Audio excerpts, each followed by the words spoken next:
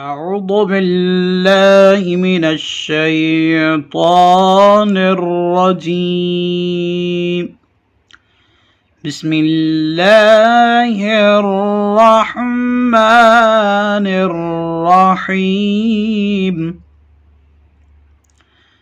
آج کے درس قرآن میں ہم سورہ مبارکہ البقرہ آیت نمبر 42 سے شروع کریں گے۔ اللہ تعالیٰ کے فضل و کرم سے اور آپ کی دعاؤں سے یہ ایک سلسلہ جاری و ساری ہے۔ بس آپ سے ریکویسٹ ہے کہ جو ہمارے چینل پہ نیو ہیں ہمارے چینل کو سبسکرائب کریں، لائک کریں اور ویڈیو کو زیادہ سے زیادہ شیئر کریں، اس لیے تاکہ دیکھیں نیکی کے کام کو پھیلانا بھی عبادت ہے۔ الداعلوں کا خیر کا فاعلہ، جو بھی نیکی کی طرف دعوت دیتا ہے کسی کو تو وہ ایسے ہی ہے جیسے وہ کوئی نیکی کا کام کر رہا ہے۔ تو بغیر آپ کے وقت کو ضائع کیے آج کی کلاس کو شروع کرتے ہیں۔ تو آج کی کلاس ہے آیت نمبر 42 سے۔ بسم اللہ الرحمن الرحیم۔ وَلَا تَلْبِسُوا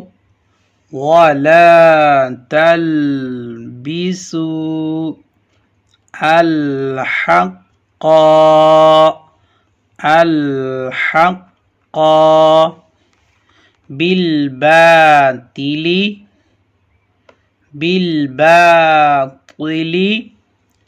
وتكتموا الحق وأنتم تعلمون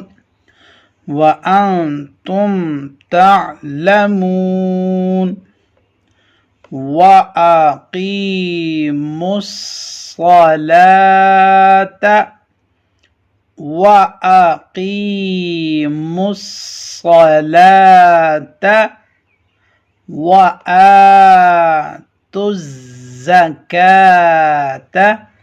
وآتوا الزكاة واركعوا مع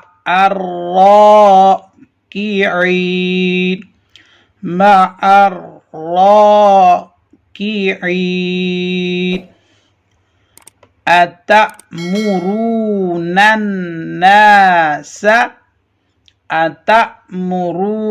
الناس بالبر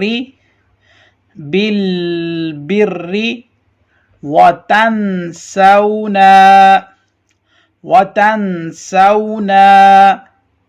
أنفسكم وأنتم تتلون الكتاب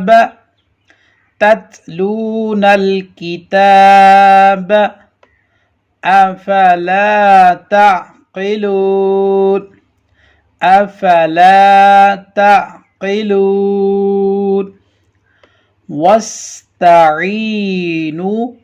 واستعينوا بالصبر والصلاة إنها لكبيرة إلا على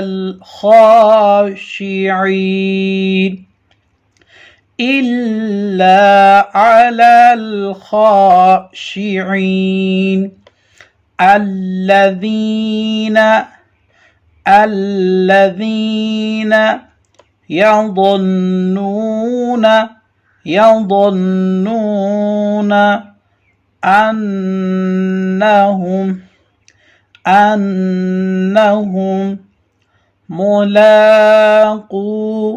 ملاقو ربهم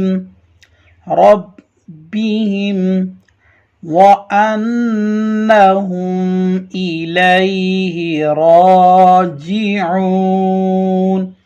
وأنهم إليه راجعون يا بني إسرائيل يا بني إسرائيل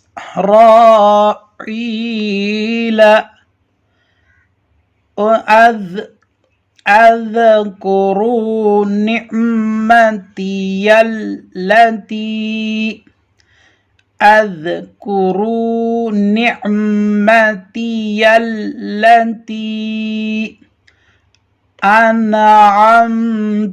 عليكم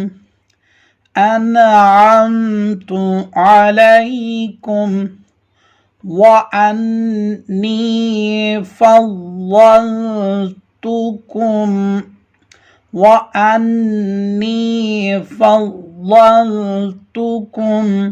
على العالمين.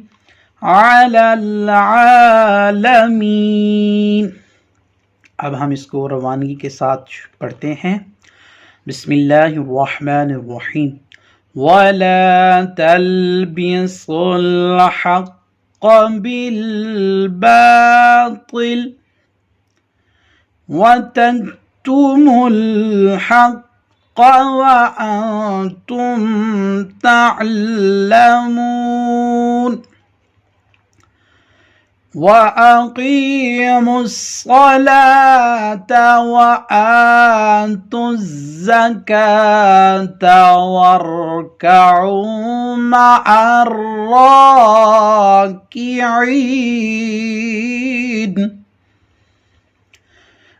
أَتَأْمُرُونَ النَّاسَ بِالْبِرِّ وَتَنْسَوْنَ أَنفُسَكُمْ وَأَنْتُمْ تَتْلُونَ الْكِتَابَ